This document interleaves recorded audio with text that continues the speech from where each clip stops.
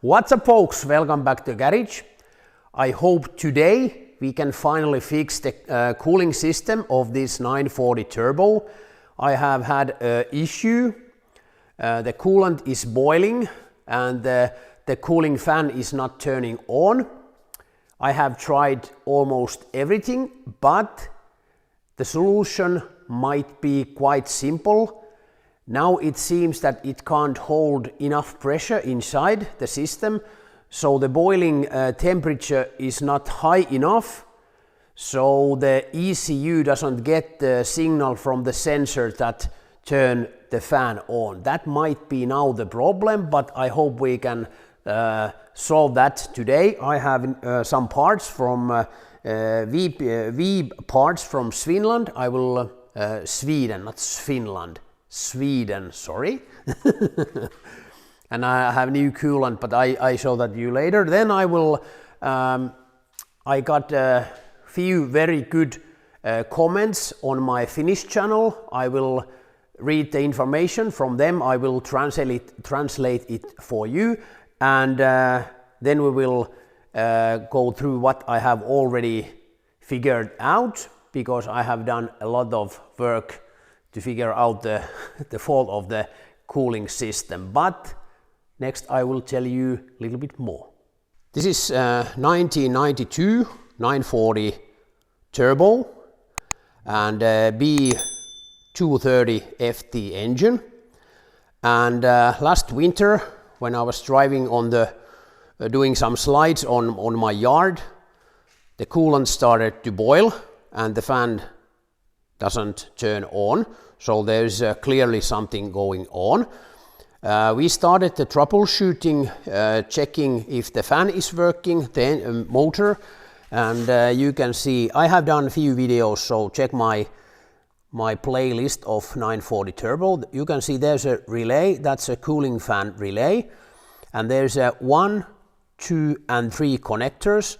So I removed first the middle connector, which is coming from the ECU, and when I'm grounding the first pin, the fan went half speed on, like it should, and then I grounded the second pin, and then it went on full speed. So after that test, I knew that the fan is working and probably the relay is okay.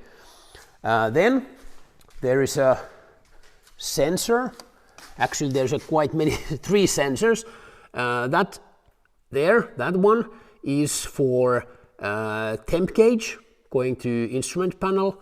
That's a knocking sensor, and the third sensor is back there. It's under the intake, about in third piston's place. You can see the connector is open. I have the connector here.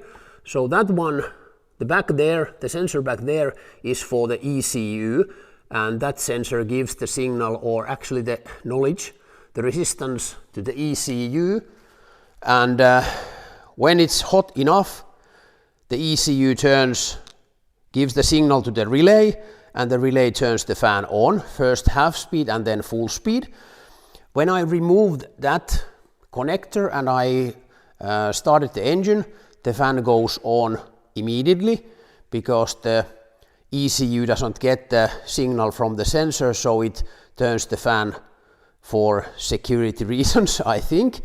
So I think now that the fan is working, of course, the relay is working, the sensor should be okay, because I actually replaced the sensor, and I used hot boiling water, and I measured the old and the new sensor, so there wasn't any big differences. So I probably bought that sensor for nothing, but it wasn't expensive. So there's a new sensor, and I hope that the ECU is working. But we found a leak from the cooling system, and now I think, thanks to my viewers in Finnish channel, there was one guy who said that he had similar problems, and the reason was that the coolant system was leaking and it couldn't hold the pressure in, because the higher the pressure, the higher the boiling temperature is for the coolant. So now probably the reason is the pressure doesn't get high enough, and the resistance in sensor doesn't get high enough to give the right signal to the ECU, and the ECU doesn't turn the fan on. That might be the reason now. And next I will give you some more accurate figures from the comments. They are in Finnish, but I will translate it, and after that we will check that what I'm going put in that engine bay today. Yes, I have even new filter. It doesn't belong to this project. I will change it anyway. I have a coolant. I actually have a wrong kind of coolant in that engine at the now. I should use this G11. This should be just the right one for these older cars. I just learned a lot about the coolant because in the cooling system there's quite many different materials, and the new versions of these coolants doesn't fit these old cars, so it's quite important that I'm using the right one. And then I have this is for batteries, the water, actually, because I have I don't know the in English calc. It's there's no English, sorry. So it's a clean water, much cleaner than what comes from my tap, so I will use that. I have some cans. It's disposal waste, the coolant, so I will use this can and I will recycle the coolant. I have a can, this is 5 liter, and the parts from V-Parts Sweden. Check this, they even sent me a Twix, which is nice, thank you very much. There's a new hose. This is for the can. This goes to, I think, the radiator, and this goes to turbo, I think. And a new cap, and this should hold enough pressure.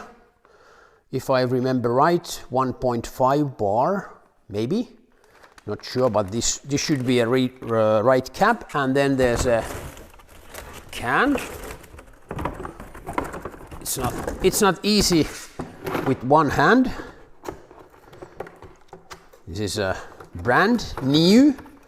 Check this. It is so bright. So that's my new can. I hope this is a quite easy project. I think the hardest thing is to flush the system to get the old coolant out. Otherwise this should be quite easy. But next I will translate the Finnish comment for you. Yeah, I got quite many comments in my Finnish channel. It's a little bit bigger than this English channel. And there was one guy, motorcycle clinic, who commented that his friend had a totally same kind of situation. It even boiled once in a MOT, so they really wanted to fix that problem, and they couldn't find the reason. They tested they tested the cooling fan, they tested the relay, they tested the ECU, they tried to find leaks, and finally they found out that there was a crack in a cap, and there was one joint was the connection from because it's aluminum and plastic, the radiator, there was one connection that was broken, and also it was leaking. There's the what is that, where the hot water goes and it blows the cool air inside. It's the heater. Sorry, my bad English. But the heater also inside was leaking. So they had many small leaks, and the system couldn't keep the pressure in. And after they changed all the parts, the cooling system started working like it should. And he says here that this is exactly the same situation I have, because it couldn't hold the pressure in because so many leaks. The sensor, the resistance in the sensor didn't go low enough, and the ECU didn't start the cooling fan, and because of that it started to boil. And and I have written all this from this comment, so I haven't checked that if these figures are totally correct. I assume that, but I don't take any responsible for what I'm saying next. When the pressure goes up, the boiling point will come up 3 degrees every 0.06 bar. And normally the cooling system pressure is about 0.6 to 1 bar. So when the system has 0.6 bar pressure inside, the boiling temperature will come out up about 30 degrees, which is a lot. And the right coolant is important, and just glycol-based coolant, the boiling point in the sea level is about 197 degrees. So he supports me to check all the leaks and buy some new parts like I did. And I really hope that this will solve the problem, because I have read many English forums, and they are calling this engine steam pot. So it really needs enough pressure inside the cooling system to work. Without that pressure, the boiling temperature is too low and the system doesn't work. So next we will change all the parts and change the coolant. Next, my plan is to get rid of the old coolant. My plan is that I will open the lower coolant hose from the radiator. I have the canister already there on the floor. And after it's empty, I will open the upper hose. I will drain all the coolant out. Then I will pick my garden hose. Then I will flush the system from the lower hose and then from the upper hose. And after that I will remove the thermostat and I will run the water with my garden hose through the system from the upper hose. I hope with this method I could get rid of all the wrong coolant, because it's not possible to mix all those coolants. They don't fit together, so it's important to clean the system from the old coolant. I really hope this works.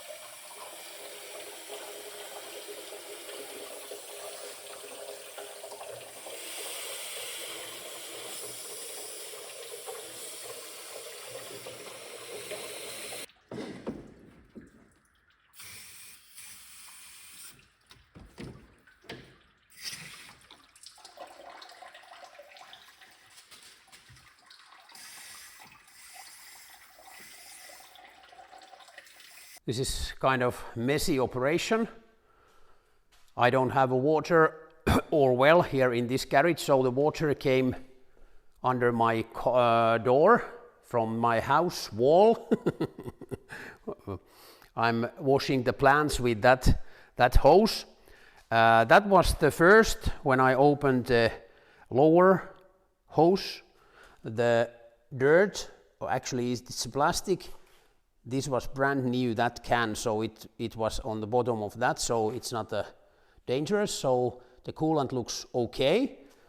This is after flushing the through the lower hose, and this was actually when I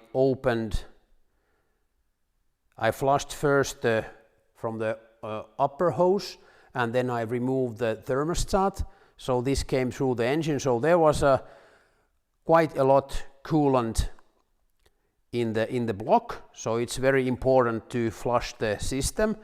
And this is actually from radiator. It was important to flush it also because there was a lot of coolant also in that radiator. Even the lower hose was open and the upper also. Now I think I have flushed all the old coolant away, which is nice. Next I will put the lower hose back. I will put the thermostat back on and the upper hose, and after that we will change that can and the hose, put the new cap on, fresh coolant, connect that sensor, and after that we can take a test start. What an interesting and exciting moment.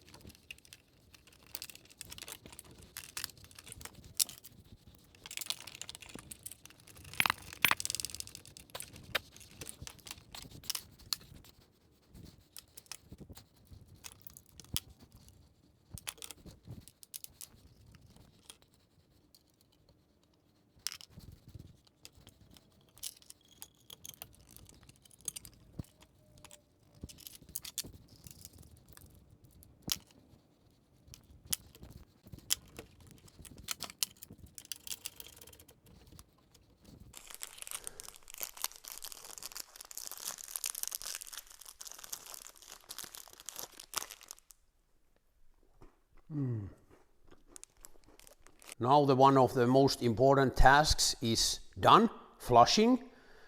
I have put all the hoses back. Next I will remove the can, the hoses. That hose I have new, and this goes to turbo cooling.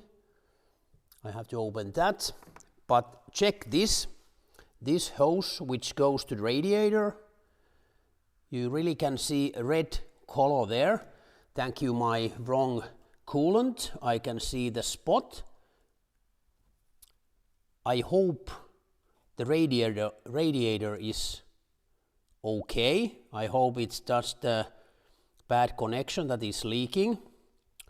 But that might be one place where the pressure can get out. I hope not, but we will have to check that later after I have changed all the parts. But now I put my camera on stand and continue my job.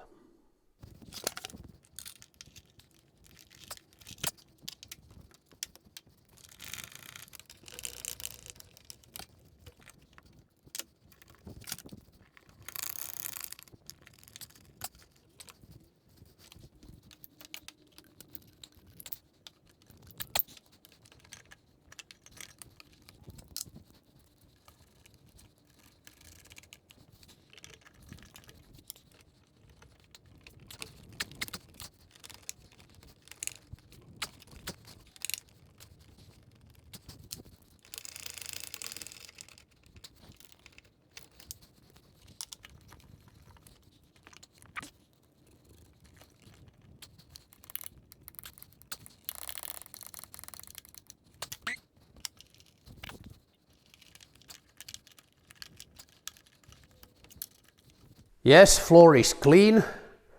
I dry it and I put all the old coolant in canisters ready for recycle. I have my can ready water, and this is from local car dealer or car part dealer, Motonet. They have this Motox brand. It's a coolant glycol classic G11. I even asked from Volvo, but it was much more expensive, the fluid, and I think it's totally the same, so I will use this. I will put 50-50. It should hold 36 minus in winter, but I'm more concerned about the hot summer conditions. But I will mix the coolant and then we will start the engine, drive it hot, check all the leaks. I hope there's none, and it will be interesting to see will it hold the pressure inside.